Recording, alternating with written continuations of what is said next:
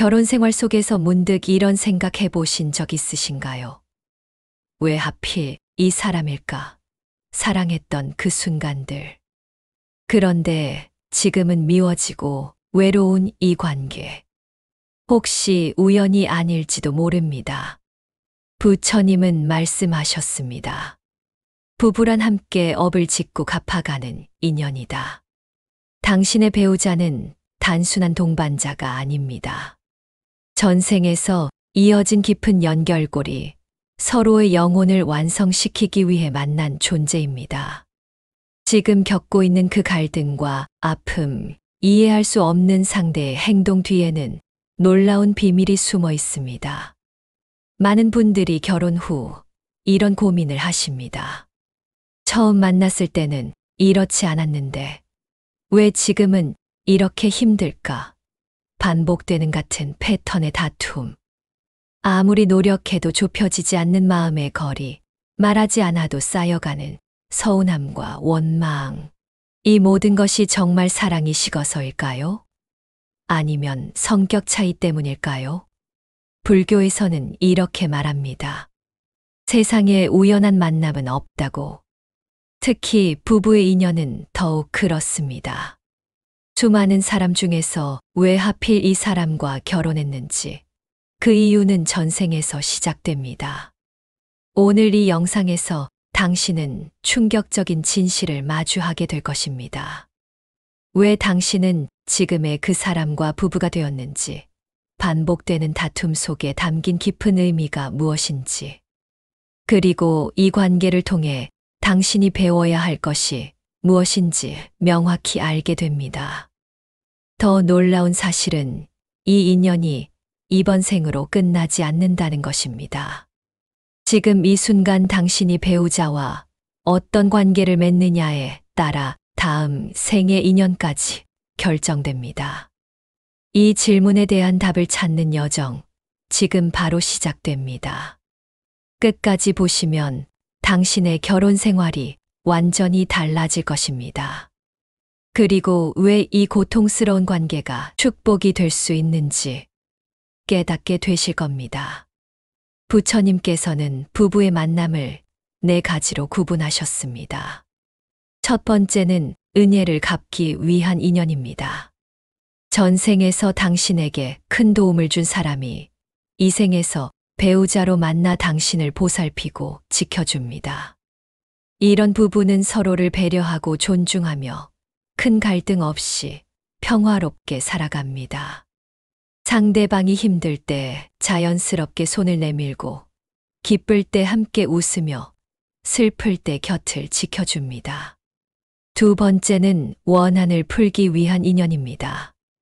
전생에서 서로에게 상처를 주고받은 관계가 이 생에서 다시 만나 그 원한을 해소합니다.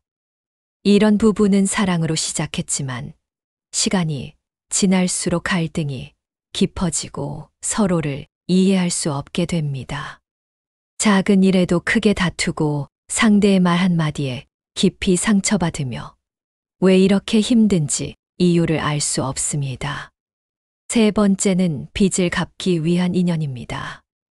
전생에서 상대방에게 큰 빚을 졌거나 피해를 준 경우 이 생에서 그것을 갚기 위해 만납니다. 이런 경우 한쪽이 다른 쪽에게 헌신하고 희생하는 모습을 보입니다. 아무리 노력해도 인정받지 못하고 베풀어도 돌아오는 것이 없으며 상대방의 요구가 끝이 없습니다. 네 번째는 빚을 받기 위한 인연입니다. 반대로 상대방이 당신에게 빚을 갚기 위해 온 경우입니다.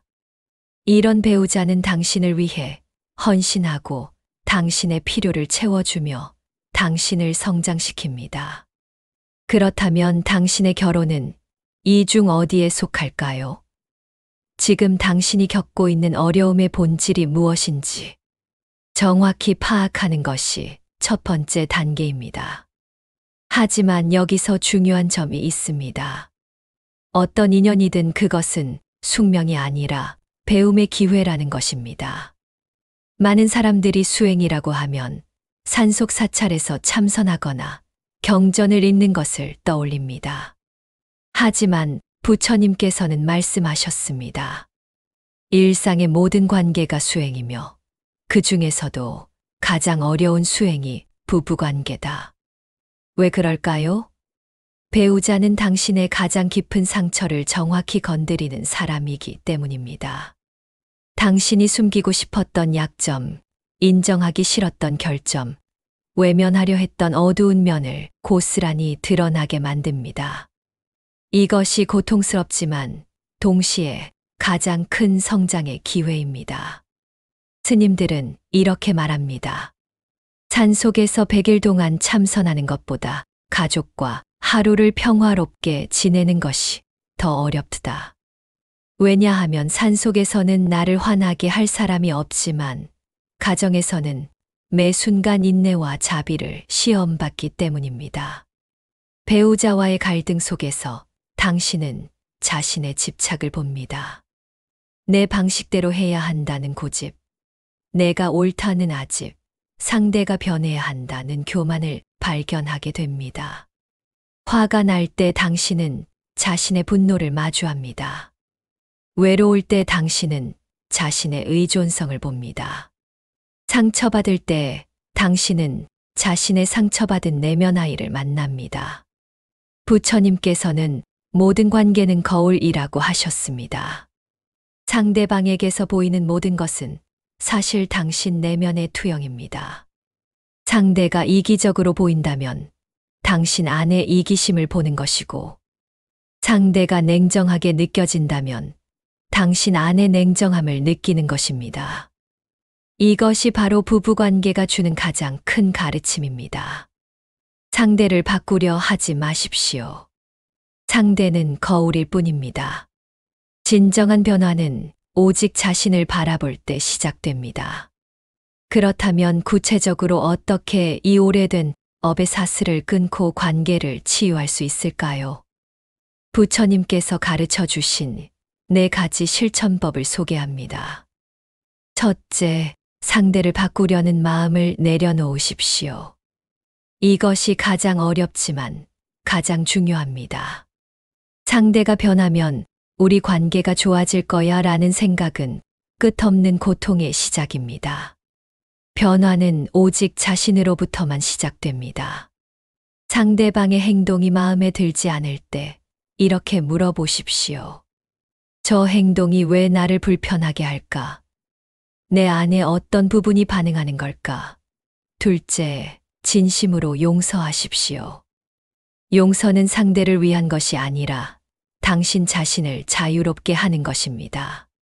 원망과 분노를 품고 있는 것은 독을 마시고 상대가 죽기를 바라는 것과 같습니다. 결국 아픈 사람은 당신 자신입니다. 용서한다는 것은 상대의 잘못을 인정한다는 뜻이 아닙니다. 나는 더 이상 이 일로 고통받지 않겠다는 선언입니다. 셋째, 모든 순간에 감사하십시오. 힘든 순간조차 당신을 깨우는 가르침입니다. 배우자가 당신을 화나게 했다면 그것은 당신의 인내심을 키우는 기회입니다. 상처를 주었다면 그것은 당신의 상처를 치유할 기회입니다.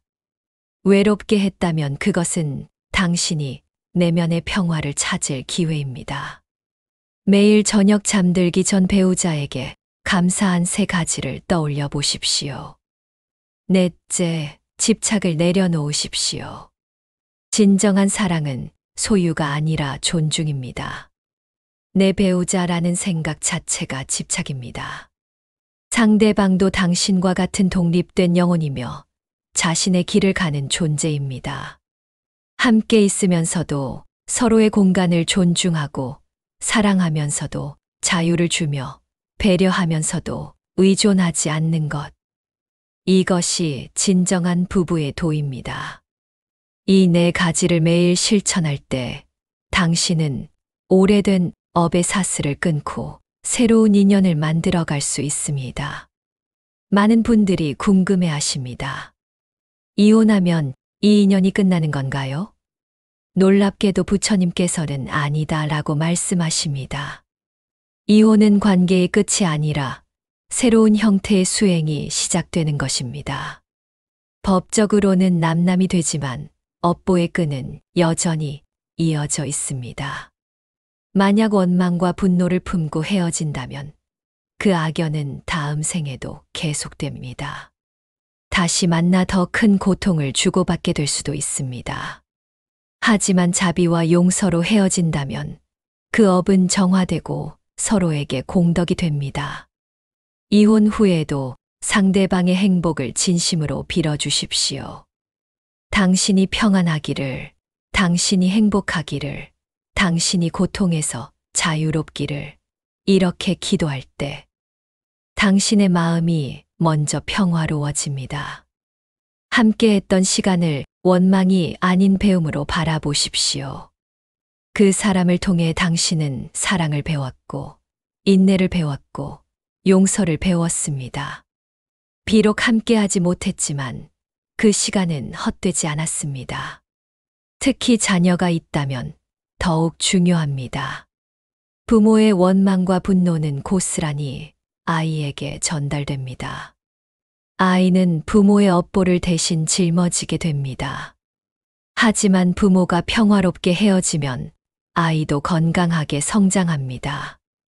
헤어짐 속에서도 복을 짓는 방법이 있습니다. 상대방을 비난하지 않기, 상대방의 험담을 하지 않기, 상대방의 새로운 삶을 방해하지 않기, 그리고 자신의 삶을 성실하게 살아가기. 이것이 바로 부처님께서 말씀하신 회향입니다. 과거의 악연을 선연으로 바꾸고 고통을 지혜로 승화시키며 원망을 자비로 변화시키는 것입니다. 결혼 생활이 계속되든 끝이 나든 중요한 것은 하나입니다. 이 관계를 통해 당신이 얼마나 성장했는가, 얼마나 깨어났는가입니다. 부부의 인연은 결국 자신을 만나는 여정입니다. 상대방은 당신에게 주어진 가장 위대한 스승이었습니다. 그 사람을 통해 당신은 진정한 사랑이 무엇인지, 진정한 자유가 무엇인지, 진정한 평화가 무엇인지 배웠습니다. 오늘부터 당신의 배우자를 혹은 전 배우자를 새로운 눈으로 바라보십시오. 원망이 아닌 감사로, 분노가 아닌 자비로, 집착이 아닌 축복으로 바라볼 때 당신의 삶은 완전히 변화할 것입니다.